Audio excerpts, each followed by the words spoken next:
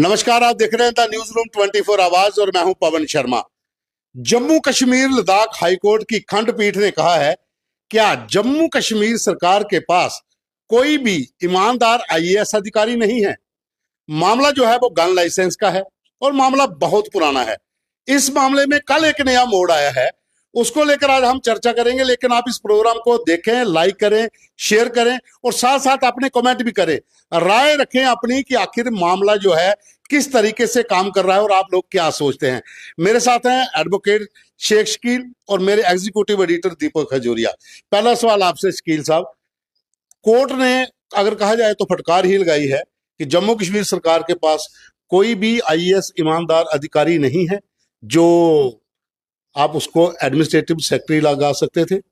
उसे लेकर क्या क्या पूरा जो ऑर्डर आया है उसमें थोड़ी डिटेल बताइए। पवन जी, 20 तारीख को ये पब्लिक इंटरेस्ट लिटिगेशन 9/12 जिसका टाइटल है Sheikh Mohammad Shafi versus union of India, जिसमें हमारा जो खंडपीठ है जम्मू कश्मीर लद्दाख हाई कोर्ट का आर्म्स लाइसेंस स्कैम को मॉनिटर कर रहा है। जब इसकी सुनवाई चली तो मैंने खंडपीठ को बताया कि जो लेटेस्ट प्रपोजल गया था प्रोसिक्यूशन सैंक्शन का 3 आईएएस अधिकारियों का, मैंने कहा जनाब वो भी वापस आ, एमएचए ने वापस कर दिया जम्मू कश्मीर सरकार को, क्योंकि दोबारा उसमें जो सूचना पूरी जानी चाहिए थी, जो पूरी तफसील जानी चाहिए थी, वो पूरी तफसील नहीं भेजी गई है। तो मैंने खंडपीठ को कहा ये जानबूझ के किया जा रहा है और आईएएस अधिकारियों को बचाया जा रहा है। और किस लिए? क्योंकि जो मदर डिपार्टमेंट है जीएडी, जनरल एडमिनिस्ट्रेशन डिपार्टमेंट, उसके कमिश्नर सेक्रेटरी हैं Shri M Raju. Commissioner secretary, sorry मैंने एडमिनिस्ट्रेटिव सेक्रेटरी बोला था, वो कमिश्नर सेक्रेटरी है। वो कमिश्नर सेक्रेटरी हैं जीएडी। और आपको मालूम है कि ये जो जीएडी डिपार्टमेंट है इसी के अंदर हमारी एंटी करप्शन ब्यूरो भी होती है। अच्छा। और ये जो प्रपोजल भेजना है आईएएस अधिकारियों का एमएचए के पास, उनकी प्रोसिक्यूशन सैंक्शन इस गन लाइसेंस स्कैम में, वो सारी इंफॉर्मेशन रूट होनी है जीएडी से। तो मैंने उनको कहा कि जो एम राजू हैं वो खुद भी एक्यूज्ड हैं इस गन लाइसेंस स्कैम में। तो जब इतने कोविटेड डिपार्टमेंट का जो सेक्रेटरी है उसकी भी सैंक्शन सीबीआई ने मांगी है, तो मैंने कोर्ट को कहा कि जम्मू कश्मीर सरकार को किसी ऐसे अधिकारी को जीएडी का सेक्रेटरी लगाना चाहिए था जो गन लाइसेंस स्कैम में खुद इन्वॉल्व नहीं है, लेकिन जो खुद इसमें इन्वॉल्व है और जिसकी अपनी फाइल भी जो है वो जानी है दिल्ली में प्रोसिक्यूशन सैंक्शन के लिए। तो मैंने कहा इसीलिए 5 साल हो गए हैं, अभी तक ये प्रपोजल जाते हैं, वहां से वापस आते हैं। तो जब मैंने डिवीजन बेंच ने जब ये मेरी बात सुनी, ओपन कोर्ट में जो हमारे चीफ जस्टिस हैं ताशी रबस्तन साहब और उनके साथ जो प्यूनी जज थे, कंपेनियन जज एम ए चौधरी, उन दोनों ने बहुत ही डिस्प्लेजर का इजहार किया और उन्होंने additional advocate general Raman Sharma ji की इशारा करते हुए ओपन कोर्ट में कहा क्या जम्मू कश्मीर सरकार के पास, उन्होंने इंग्लिश में कहा, is there dearth of IAS officers, upright IAS officers in J and K. तो उनका कहने का ये मकसद था कि उन्होंने ओपन कोर्ट में यह भी कहा कि आप खुद इनको, सरकार को कहेंगे वो खुद इनको रिमूव करें या शिफ्ट करें, अदरवाइज हमें खुद ये पावर एक्सरसाइज करनी पड़ेगी। दीपक, अब आपके पास माइक, आप शकील साहब से पूछिए आखिर मामले में क्या है। मेरा इसमें एक बड़ा सवाल शकील साहब पहले ये है कि ये जो आप बात कर रहे हैं ये सारा मामला गन लाइसेंस का मामला जो आपने कहा, उसके ऊपर कोर्ट ने साफ तौर पे सरकार को ये कहा कि क्या जम्मू कश्मीर में कोई भी ईमानदार आईएएस अफसर नहीं। इसका मतलब ये होता है कि उन्हें लग रहा है कि जो टॉप पोजीशन पर आपने जो लोग बिठाए हैं उनमें से अगर कोई एक्यूज है उस मामले में तो उसको कम से कम नहीं लगाना चाहिए। पहले तो ये चीज बिल्कुल ठीक, आप बिल्कुल सही कह रहे हैं। देखिए नो वन कैन बी जज इन हिज ओन काज। देखिए जो ऑफिसर जिसके खिलाफ एलिगेशंस हैं, सीरियस एलिगेशंस हैं, और ये मैं जनता को सूचित करना चाहता हूं, इसी जनहित याचिका में जब गुलबर्ग लैंड स्कैम चल रहा था तो बसीर खान साहब जो डिप्टी कॉम थे उस समय, वो उस वक्त डिप्टी कमिश्नर श्रीनगर थे, तो उस वक्त के चीफ जस्टिस साहब एमएम कुमार जी ने एक जुडिशियल ऑर्डर पास किया था और उनको डीसी की पोस्ट से हटा दिया था। जम्मू कश्मीर सरकार जो है वो सुप्रीम कोर्ट गई थी, लेकिन खंडपीठ का ऑर्डर बाहर रहा था और बसीर खान साहब को अल्टीमेटली स्टेप डाउन करना पड़ा था डीसी की पोस्ट से। यहाँ पे नुक्ता यही है कि जब एम राजू साहब भी उन 9 आईएएस अधिकारियों में उनका नाम है गन लाइसेंस स्कैम में, उनकी प्रोसिक्यूशन सैंक्शन सीबीआई ने मांगी है, तो क्वेश्चन यही है कि क्या इस किस्म के जो अधिकारी हैं उनको इतनी रिस्पॉन्सिबल पोजीशन पे क्या बिठाया जा सकता है। तो मैंने खंडपीठ को यह भी कहा कि ताज कॉरिडोर स्कैम में, जिसको सुप्रीम कोर्ट मॉनिटर कर रही थी, यूपी की चीफ सेक्रेटरी के खिलाफ एलिगेशन लगे। सुप्रीम कोर्ट ने कहा कि पारदर्शिता को दिखाते हुए यूपी की सरकार को कहा कि चीफ सेक्रेटरी को हटा दीजिए। फिर मैंने एक और इनको मिसाल दी, यही बसीर खान साहब की, और इसके अलावा एक मैंने एग्जाम्पल और कोर्ट की कि इसी जनहित याचिका में chairman board of school education की भी जो नियुक्ति थी उसको क्वाश किया गया क्योंकि उनके खिलाफ कुछ डिपार्टमेंटल इंक्वायरी। अब क्या ये ऑर्डर जो है सरकार का, कोर्ट का, ये सरकार के तक पहुंच चुका है? देखिए, ये ओपन कोर्ट ऑब्जर्वेशंस है खंडपीठ की, और ये बहुत ही सीरियस मामला है। ये सरकार को एक किस्म का इशारा किया है डिवीजन बेंच ने कि आप खुद ही जो है मतलब ये भी कह सकते हैं वार्न किया है, एक वार्निंग दी है। ये मैंने आपको कहा, ये एंग्विश है, डिस्प्लेजर है दीपक भाई, जम्मू कश्मीर की सबसे बड़ी कोर्ट का। हमारे जो चीफ जस्टिस हैं और साथ में उनके कंपेनियन जज, जिसको हम बेंच फर्स्ट कहते हैं जम्मू कश्मीर में, ये उसका एक डिस्प्लेजर है, नाराजगी का इजहार किया है और जम्मू कश्मीर सरकार को कहा है कि इनको हटाइए, अगर आप नहीं हटाएंगे तो फिर हमें हटाना। ये स्कैम कब का है?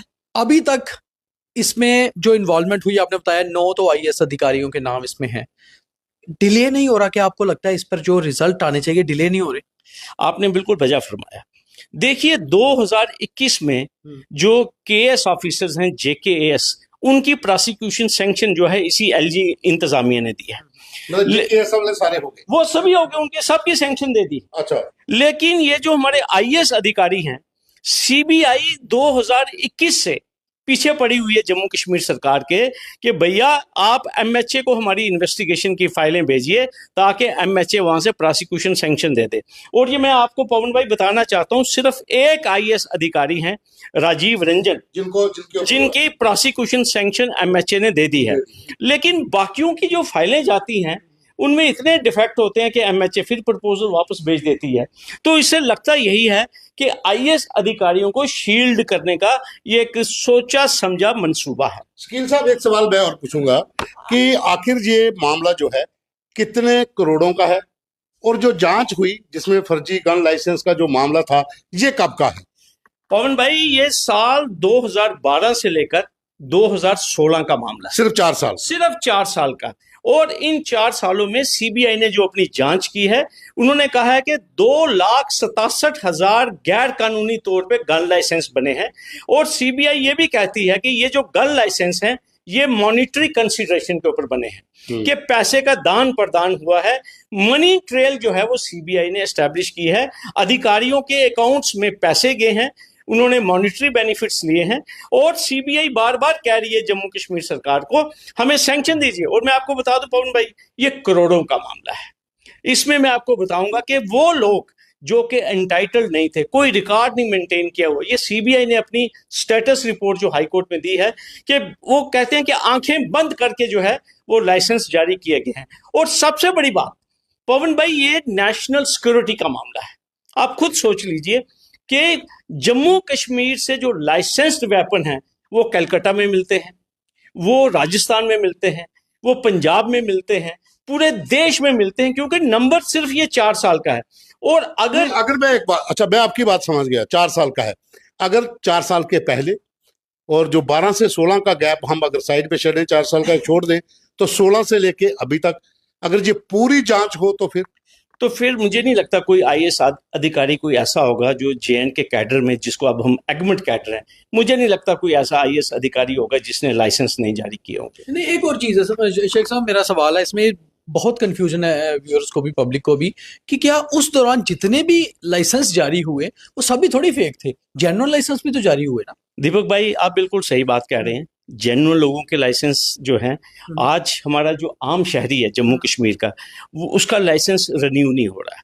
उसके आपने बड़ा अच्छा सवाल किया, ये सवाल मुझे कई बार व्यूअर्स 12 से 16 के बीच में जेन्युइन भी तो हुए होंगे ना? जेन्युइन भी हुए हैं। और मैं इस प्रोग्राम के माध्यम से मैं अपने होम सेक्रेटरी साहब को, अपने एलजी साहब को मैं गुजारिश करूंगा कि जिन लोगों के जेन्युइन लाइसेंस हैं, डीएम्स जो हैं या एडीएम्स हैं, उनको हिदायत जारी की जाए कि जेन्युइन लोगों के जो काम हैं वो तो रुकने नहीं चाहिए, क्योंकि जेन्युइन भी उस टाइम जो है वो लोगों के लाइसेंस जारी हुए हैं और लोगों को दिक्कत आ रही है, रिन्यू नहीं हो रहे हैं लाइसेंस उन लोगों के। क्योंकि आप एक देखिए लॉ नोन पर्सन है, आप एडवोकेट है, आप बेहतर जानते हैं, मगर एक बहुत बड़ी दिक्कत और आ रही है। 12 से 16 के बीच में जो भी स्कैम हुआ उसमें जो जेन्युइन लाइसेंस होल्डर थे उनके रिन्यू नहीं हो रहे हैं, उनके लिए दिक्कत। उसके बाद क्या हुआ, जब 16 को ये स्कैम सामने आ गया, स्कैम की इन्वेस्टिगेशन शुरू होगी, अब हर डीसी किसी को भी लाइसेंस देने से डर रहा है। तो उसके बाद जिस तरह के हालात बने हैं, एक जेन्युइन आदमी जो दूर दराज इलाके में रहता है, कठुआ में बहुत से लोग, मशेड़ी अभी आप भी कल होके आए जहां पर 3 बच्चों की हत्याएं हुई,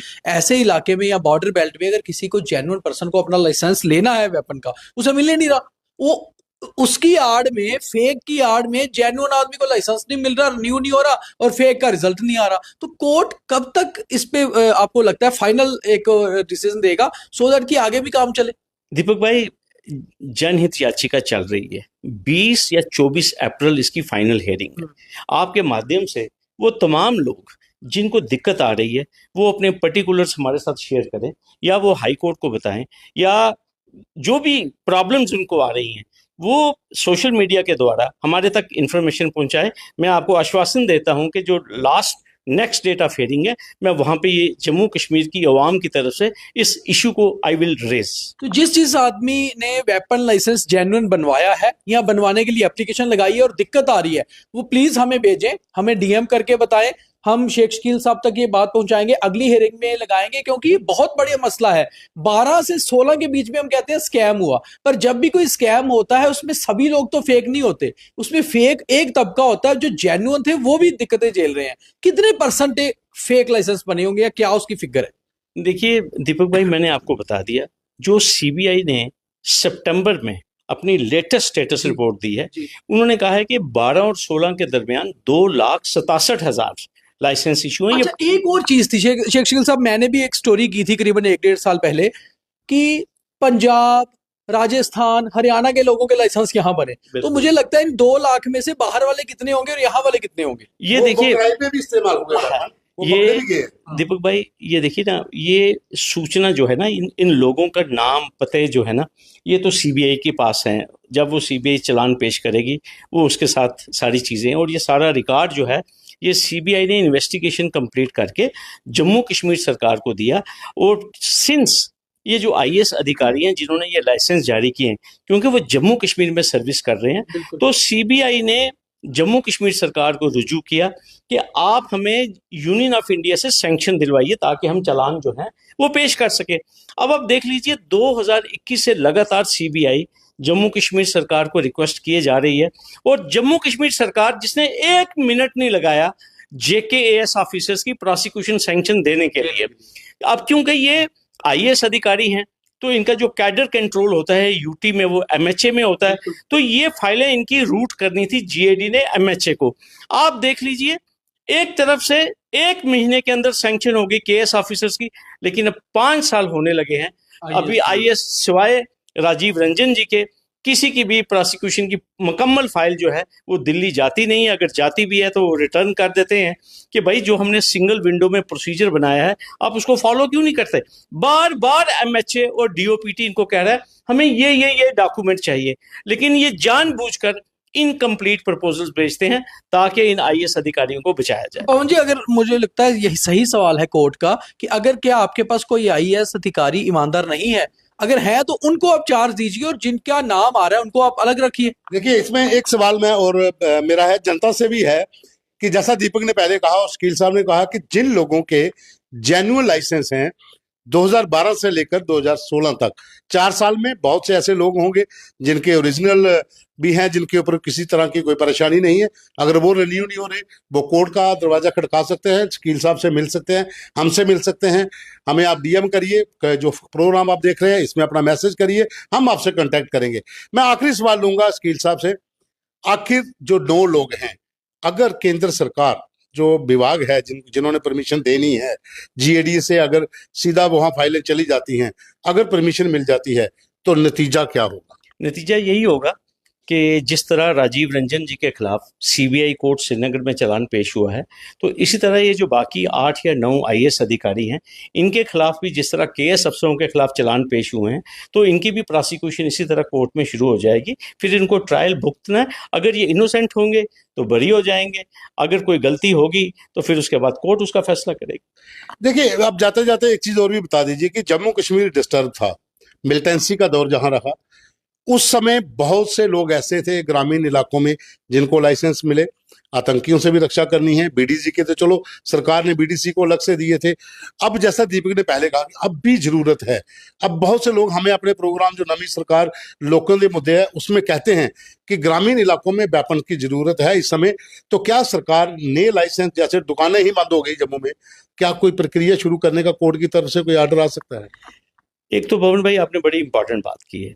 इस वक्त इस स्कैम की बदौलत जितने भी ये आर्म्स डीलर्स हैं, मैन्युफैक्चरर्स हैं, वो बड़े परेशान हो गए। और सही कहा दीपक भाई ने कि आप इस स्कैम की आड़ में ना आप लोगों का रोजगार बंद कर सकते हैं, ना आप जो वेपन रिन्यू होने हैं आपने वो भी प्रक्रिया जो है वो बंद कर दी है। लेकिन सबसे बेहतर यही है कि सरकार को चाहिए कि जो गाइडलाइंस हैं, आप एक ट्रांसपेरेंट गाइड, जिस तरह मोटर लाइसेंस है, आप जाते हैं आजकल ट्राई देते हैं, अगर आप ट्राई देते हैं तो आपको लाइसेंस मिलता है। आपको पता है महीने में 2 या 3 दफ़ा ट्राई होती है। इसी तरह आप एक ट्रांसपेरेंट प्रोसेस जो है वो डिस्प्ले कीजिए लोगों के सामने। लोग गन लाइसेंस के लिए अप्लाई करें और जो एलिजिबल है, अगर उसका करेक्टर सर्टिफिकेट बिल्कुल सही है और उसके पास पैसे भी हैं, वो वेपन खरीद सकता है, तो होना चाहिए राइट ऑफ प्राइवेट डिफेंस भी है लोगों के पास। इसमें बहुत से आर्मी के लोग भी हैं जिनके लाइसेंस रिन्यू नहीं हो रहे। मैं आपको फिर यही कह रहा हूं कि ये जेन्युइन, आपने बड़ा जेन्युइन इशू रेस किया है पवन भाई। हमारा इस याचिका को लड़ने का हरगिज ये मकसद नहीं है कि जो लोगों की जेन्युइन दिक्कतें हैं, जो जेन्युइन डिमांड्स हैं, उसको फुलफिल नहीं किया जाए। आपको पता है कि जो मिलिटेंसी का रुख है अब हमारे जम्मू खिते की ओर भी बढ़ रहा है। आपने देखा हीरानगर का मामला, आपने देखा मछेड़ी, बडनोटा, वहां पे क्या सिलसिला चल रहा है। तो सरकार को चाहिए कि एक ट्रांसपेरेंट सिस्टम जो है वो इंट्रोड्यूस करे कि लाइसेंस, नए लाइसेंस भी जारी करे और रिन्यूअल का सिस्टम जो है वो भी इंट्रोड्यूस करे और लोगों को विश्वास दिलाए कि ये जो सरकार है, जो जेन्युइन सिटीजन्स हैं उनके साथ है। अच्छा, मैं ऑर्डर पढ़ रहा था, ऑर्डर में मैंने एक चीज और देखी। जो एडिशनल एडवोकेट जनरल है रमन शर्मा, उन्होंने भी एक लाइन कही थी कि अधिकारी संदेह के घेरे में है। जी, उन्होंने कहा है कि सस्पिशन है। हाँ, वही उन्होंने कहा कि शक के घेरे में है। देखिए, कहते हैं कि Caesar's wife has to be above the needle of suspicion. आप देखिए, एक इतनी रिस्पॉन्सिबल चेयर के ऊपर बैठे हुए हैं जीएडी, जो कि एक किस्म का कैप्टन है तमाम डिपार्टमेंट्स का, तो उसका जो एडमिनिस्ट्रेटिव सेक्रेटरी है वो एक साफ शफी का आदमी होना चाहिए। और ये मैं आपको बता दूं, एमएम कुमार साहब चीफ जस्टिस थे जम्मू कश्मीर हाई कोर्ट के। जिस वक्त उन्होंने बसीर खान साहब को शिफ्ट किया था डीसी की चेयर से, तो मुझे बिल्कुल याद है ऑर्डर में उन्होंने लिखा था कि at least the deputy commissioners of twin capital cities, their integrity should be above board. कि मतलब उनकी छवि के ऊपर ना कोई दाग नहीं होना चाहिए, जो जम्मू का और जो श्रीनगर का डीसी है। लेकिन यहां तो कमिश्नर सेक्रेटरी जीएडी हैं, जो कि सबसे इंपॉर्टेंट डिपार्टमेंट है, जिसने आईएएस और केएस ऑफिसर्स का कैडर कंट्रोल करना है, डिसिप्लिन कंट्रोल करना है और बहुत सारी चीजें, एंटी करप्शन ब्यूरो जो है उसकी वर्किंग को देखना है। तो वहां आपने वो ऑफिसर बिठाया है जो खुद आर्म्स लाइसेंस स्कैम का एक्यूज्ड है। तो डिवीजन बेंच का जो गुस्सा था वो बिल्कुल जायज था। अब नेक्स्ट हियरिंग कब है? ये 20 अप्रैल को है। उसमें क्या होगा? मुझे लगता है ये पिटीशन फाइनली कंसीडर हो जी। तो ये थे एडवोकेट शेख शकील, जिन्होंने साफ तौर पर कहा कि एम राजू, जो इस समय जीएडी विभाग में सेक्रेटरी है, वो खुद इस केस के बीच मुलव्वस हैं और फाइलें उसी रास्ते से जाती हैं। तो जाहिर सी बात है कि कोर्ट ने भी कहा है कि आपके पास जम्मू कश्मीर में कोई भी ऐसा ईमानदार आईएएस अधिकारी नहीं है जो इस पोस्ट पे लाया जा सके। अब फैसला सरकार को करना है। 20 को जैसा कह रहे हैं शकील साहब की अब अगली हेयरिंग है, उसके बाद देखना होगा कि आगे क्या होता है, लेकिन तब तक इंतजार करिए। लेकिन एक चीज जो मैंने पहले कही कि जो जेन्युइन केस हैं 2012 से लेकर 2016 के बीच में जो 2,67,000 लाइसेंस बने हैं, उसमें जो जेन्युइन केस हैं, अगर उनको कोई दिक्कत आ रही है तो वो हमसे संपर्क करें। अभी के लिए बस इतना ही। आप दोनों मेहमानों का बहुत बहुत धन्यवाद।